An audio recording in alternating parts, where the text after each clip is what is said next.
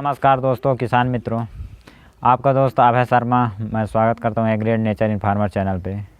तो किसान मित्रों, आज हम एक महत्वपूर्ण टॉपिक पे आगे चर्चा करेंगे कि जो हमारा जैसे हम लोग फर्टिलाइज़र उर्वरक प्रयोग करते हैं अपने खेतों में, तो उनका मेरे पास एक कॉम्पेटिबिलिटी चार्ट है। ये देखिए मेरे हाथ पे ये रखा हुआ है।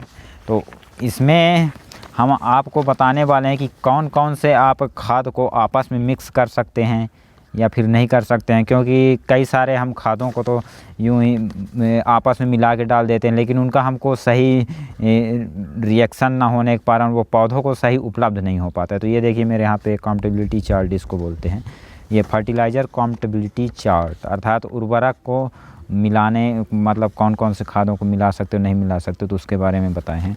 तो यहाँ पे देखिए आप इस चार्ट पे 3 कलर का देख रहा है। ये एक आपका लाल दिख रहा है, फिर नीला और हरा, ये 3 कलर है यहाँ पे। तो जो हरे कलर का है उसका मतलब कॉम्पेटेबल अर्थात तो उन खादों को आप आपस में मिला सकते हैं। जो नीले कलर में दिख रहा है आपका ये, तो ये मिक्स शॉर्टली बिफोर यूज अर्थात उसको डालने से तुरंत पहले आप मिलाएं और फिर उसके बाद उसका यूज कर दें। और फिर उसके बाद नॉट कॉम्पेटेबल जो लाल कलर पे है तो उसका आप नहीं मिला सकते हैं, अर्थात उसको मिलाने से आपका उनका एंटी रिएक्शन हो जाएगा और फिर वो आपके पौधों को उपलब्ध ना हो पाएगा। तो चलिए हम शुरू करते हैं। तो इसमें देखिए ये क्या है, आपका यूरिया है, अमोनियम सल्फेट है, कैल्शियम अमोनियम नाइट्रेट है और सिंगल सुपर फास्फेट है। इसमें आपका एसपी, एसएसपी, टीएसपी अर्थात सिंगल सुपर फास्फेट और सुपर फास्फेट, और ये टीएसपी मतलब ट्रिपल सुपर फास्फेट, और साथ में रॉक फास्फेट और डाई अमोनियम फास्फेट। ज़्यादातर हम इन्हीं खादों का जो यूज करते हैं। तो उसमें देखिए आपका यूरिया, तो इसका देखिए KCl अर्थात पोटेशियम क्लोराइड, ये आपका जो म्यूरेट आप पोटास यूज करते हैं वो है ये आपका। तो यूरिया के साथ आप इसको नहीं मिक्स कर सकते, बिल्कुल मिक्स, क्योंकि इसमें रेड है, नॉट कॉम्पेटेबल यहाँ पे दिया है, अर्थात इसको नहीं मिला सकते हैं। और फिर उसके बाद आपका आगे है DAP, डाई अमोनियम फास्फेट, इसको तो आपको पता है। तो यूरिया के साथ आप इसको मिक्स कर सकते हैं क्योंकि ये हरे में है, कॉम्पेटेबल है। और उसके बाद रॉक फॉस्फेट है आपका, तो आप यूरिया के साथ उसको भी मिक्स कर सकते हैं क्योंकि ये भी हरे में है। और उसके बाद SP, SSP, TSP अर्थात super phosphate, single super phosphate और ट्रिपल सुपर फास्फेट इसका हुआ। तो आप इसको यूरिया के साथ बिल्कुल नहीं मिला सकते। और साथ ही CAN मतलब होता है आपका ये कैल्शियम अमोनियम नाइट्रेट, तो आप इसको भी यूरिया के साथ मिक्स नहीं कर सकते। और साथ में AS, तो ये आपका हो गया अमोनियम सल्फेट। तो आप यूरिया के साथ अमोनियम सल्फेट को मिला सकते हैं, परंतु वो शॉर्ट टाइम के लिए, जैसे डालना है तो आप मिलाएं और उसके बाद तुरंत उसका यूज कर दें। और दूसरा आपका फिर अमोनियम सल्फेट हो गया। तो आप अमोनियम सल्फेट को KCl के साथ मिक्स कर सकते हैं क्योंकि ये हरा है, DAP के साथ मिक्स कर सकते हैं, और साथ में ये आपका रॉक फॉस्फेट के साथ भी मिक्स कर सकते हैं। और आपका ये SSP और TSP इनके साथ भी मिक्स कर सकते हैं आप। ये कैल्शियम अमोनियम नाइट्रेट के साथ हम मिक्स नहीं कर सकते, अमोनियम सल्फेट का, इनका एंटी रिएक्शन हो जाएगा। और उसके बाद फिर आया ये आपका कैल्शियम अमोनियम नाइट्रेट, तो ये भी आप KCl के साथ इसको आप उसके पहले तुरंत मिक्स करें और यूज कर दें। DAP के साथ भी वही है, इनको मिक्स करें और यूज करें। रॉक फॉस्फेट के साथ भी वही है, मिक्स करें और यूज करें। और साथ में SSP और TSP इनके साथ आप इनको मिक्स नहीं कर सकते। फिर आपका सिंगल सुपर फास्फेट हो गया और सुपर फास्फेट और ट्रिपल सुपर फास्फेट आप पोटास के साथ KCl के साथ मिक्स कर सकते हैं, और DAP के साथ उसको मिक्स करें और तुरंत यूज करें। और साथ में रॉक फास्फेट के साथ मिक्स कर सकते हैं। और इसी तरह रॉक फास्फेट का आप पोटास के साथ मिक्स कर सकते हैं और DAP के साथ भी मिक्स कर सकते हैं। और फिर ये आपका ये होगा डाई अमोनियम फास्फेट, इसको भी आप मिक्स कर सकते हैं।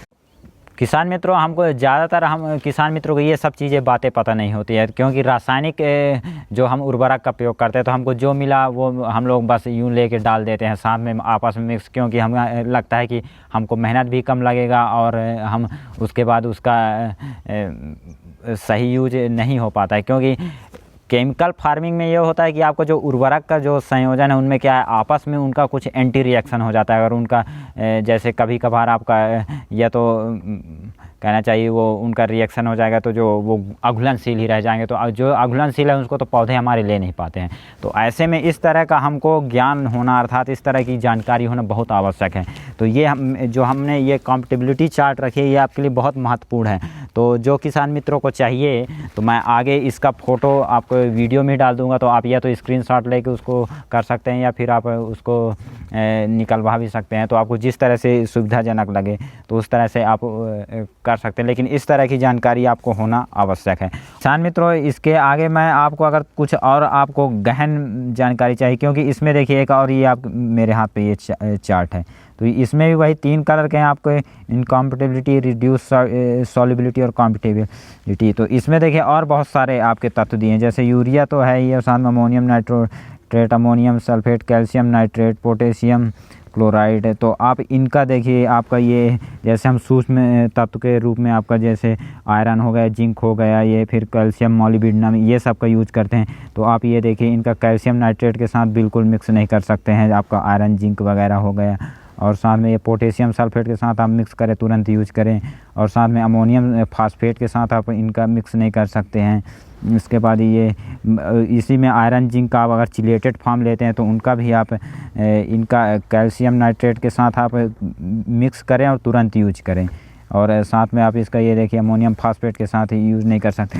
तो ये चार्ट आपको और उनसे अधिक प्रकार के इसमें तत्वों के बारे में जानकारी दी गई है। तो ये चार्ट भी आपके लिए महत्वपूर्ण जानकारी के लिए उपयोगी हो सकता है। तो आप तो किसान मित्रों, मैंने आपको जो ये ज्ञान दिया है, जो आपको जानकारी बताई, तो इसमें क्या है कि आप वैसे तो आप इसको हमेशा याद नहीं रख सकते। ज़्यादातर हमें यही होता है, ये एक हमारी नेचुरलिटी है कि हमने कुछ समय के लिए इन सब चीज़ों की याद किया, फिर धीरे धीरे वो फिर हमको भूल जाता है। तो इसलिए आप तो या तो इनका आप स्क्रीनशॉट या फ़ोटो आप प्रिंट आउट निकाल के आप इसको आप रख लें अपने घर पे, कहीं टेबल पे या दीवार पे चिपका के रख दें। तो जब भी ऐसी आपकी आवश्यकता पड़े तो उसमें आप जाके ये कॉम्पिटिबिलिटी चार्ट आप जाके देख सकते हैं, और उसमें आप तुरंत ढूंढ सकते हैं कि कौन से तत्व के साथ क्या रिएक्शन रहेगा। किसान मित्रों, मैंने आपको जो है कॉम्पिटिबिलिटी चार्ट के बारे में बताया था, तो आप कौन से खाद को आपस में मिक्स कर सकते हैं या फिर नहीं कर सकते हैं।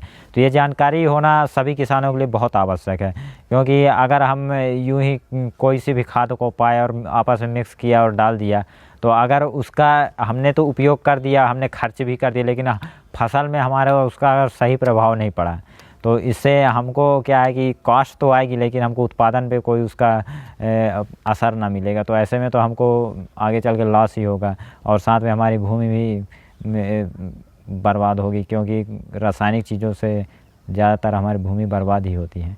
तो इसका ज्ञान होना, इसका जानकारी होना सभी के लिए बहुत आवश्यक है। तो जिन किसान भाइयों को ये वीडियो अगर पसंद आए तो कृपया लाइक करें, और इसको ज़्यादा से ज़्यादा आप शेयर करें, और हमारे चैनल पर नए हैं तो कृपया सब्सक्राइब करें। धन्यवाद।